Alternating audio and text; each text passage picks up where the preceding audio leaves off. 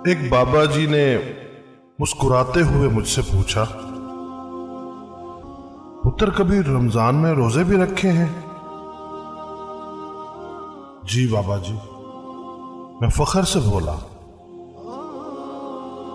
पिछले 10 साल से हर रमजान बाबा जी ने उंगली के इशारे से रोका, ओए पुत्र, वो वाले नहीं, वो रोजा जो नबी करीम सल्लल्लाहु अलैहि वसल्लम ने बताया।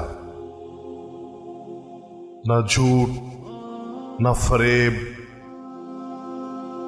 ना तमा, ना लालच, ना गीबत, ना चुगली, ना नफरत, ना अनाद, ना हिर्स, बस बंदे और रब की प्रीत।